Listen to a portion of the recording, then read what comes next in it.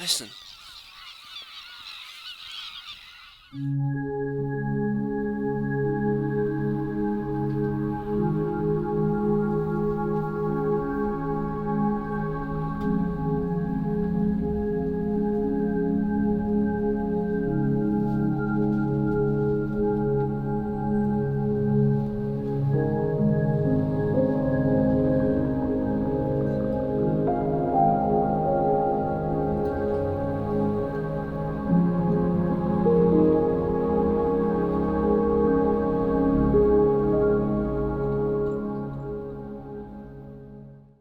I'm walking down past the Rye marshes down to Rye Beach, and it is pitch black.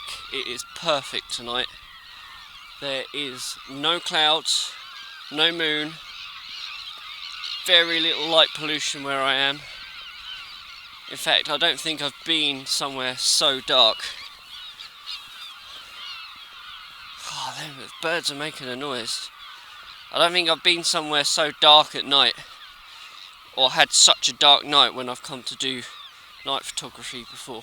I'm heading down to Rye Beach because of the concrete structures down here jutting out into the sea, and I think they make a really nice piece of interest to include in the photo. And it's about 2:30 in the morning now, and the Milky Way should be rising its head soon. It's going to appear for about an hour and a half, and then it's going to go down below the horizon again, so hopefully we'll get some nice pictures.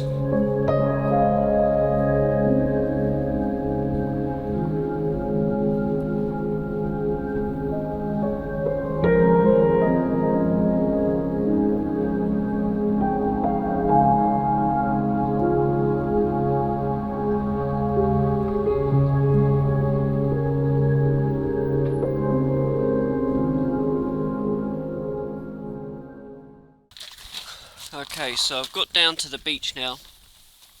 Tide is out, which is awesome because I can get right down to the beach. I don't know if you can get the trusty torch out. You got to remember torches on nights like this. Can we see? Here we go. Here's the brick. Here's the concrete structure, and then looking down, we've got some rocks just here. And then further down there you can see that red light. I've gone for a portrait composition. The rocks we just looked at, looking across the rocks up to the concrete structure with the holes in, and then also with the red lighting that's flashing there. Got all of that. Obviously a bit of research will really help because you'll know when the Milky Way is going to be coming up and setting. One of the programs you can use is called Stellarium, which is like an interactive map. There's quite a few mobile apps that you can use that will show you the position of the Milky Way as you get with the position of the sun. Now currently the Milky Way, I can barely see it with my own eyes, but it's quite low on the horizon at this kind of angle. Come the summer it'll be right up in the sky, more of a straight angle like that. Just kind of waiting now for it to get higher in the sky. Another half an hour or so, it should be in a good position. And as it gets higher in the sky, it also become more prominent, stronger light. So yeah, shame I can't show you more. I mean, it's so dark. I'm struggling just to sort out what I'm doing here. So I don't expect this to be a very long vlog, this one, because there's not a lot to show you other than what I'm doing. Now, regard settings, you want to pump up the ISO. So I put the ISO up to 1600. Going to get the sensor as more sensitive than normal, and with a long exposure, which we're going to have, the longer you have that exposure, the more chance it has to gather more information, and you'll have less noise because of that. Now regarding lenses, you want to get as wide a possible lens as possible, because the wider a lens is, the more light it's going to allow in. You want also a lens that's got a really fast aperture. So the one I've got a Samyang 12mm with an f2 aperture. So it's letting lots and lots of light in. And the reason you need it to let lots and lots of light in, A, because it's dark, but also B, because where we are on Earth, and Earth is spinning around, doesn't sit still, that's why you have day and night. As you take a long exposure, that you're going to start getting star trails if you have too long an exposure. Now, how long an exposure you can have, there is a method of working it out, the 500 rule or the 600 rule or something. You can Google it. What I like to do personally is just guess, and then after taking a picture, zoom in. Is there any star trails? Yes. Slow it down. No. Speed it up a little bit and find your sweet spot. I've seemed to be going to 30 seconds with this and not getting any star trails, so bonus for me. It's so eerie and dark here on a beach all on your own, and I get weird sounds now and again from the sea, like there's a whale about to wash up. Really odd.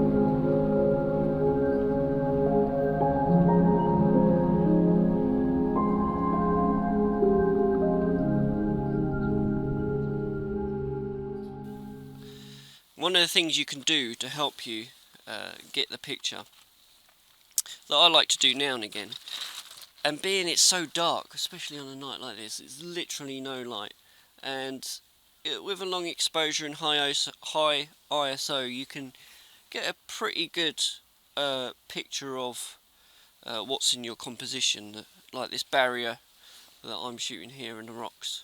But sometimes it's not enough light on it.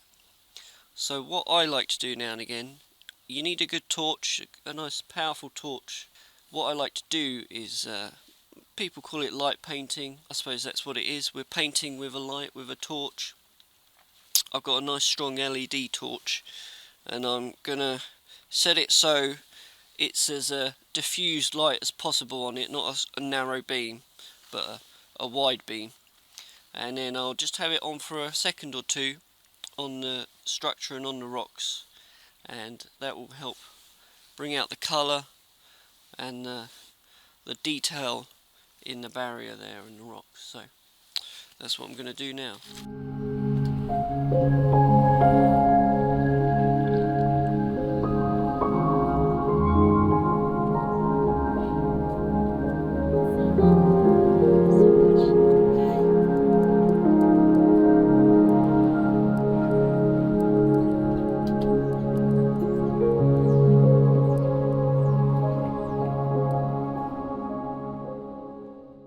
There, every now and again, every 10 minutes or so, I hear this massive splash, and I'm like on a beach, a deserted beach, and I keep shining the torch, and I'm like, what is this noise? It's freaking me out. It's like there's a sea lion or something flying around, flopping around in the water or something, splashing around. And I eventually worked out what it was. There's like a little river, I don't know if you can see, like a river running here, and the sand's built up on one side, and every now and again a chunk of sand just flops into the water making the big splash. so glad I've worked out what that is now, because it was freaking me out a bit. There's always a sensible answer. It wasn't an animal or a human, but a bit of sand. A bit of sand. A bit of sand. So I hope you enjoyed this evening's little jaunt into the night. I certainly enjoyed it. It's nice to get out to, especially on such a clear night. Hang on, I'm getting lost here. It's nice to come out on a clear night.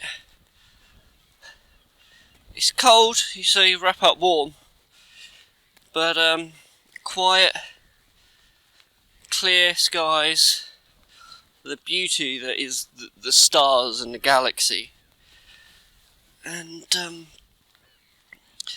yeah, unless I did things like this, I would never see half the things I see now. The stars at night, the Milky Way.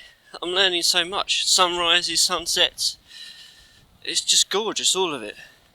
And it's so nice to try and capture it and try and do it justice in some way. And hopefully tonight I've captured it in some way that it inspires me. Hopefully inspire you to go out, and even if you don't take pictures, just to go out and enjoy the night, enjoy the stars, or get up early, watch the sunrise, or just stay out, stop and pause when you're on your way home perhaps and watching the sunset. It's these little things that make life more enjoyable. So go and enjoy them, yeah? That's like a direct command.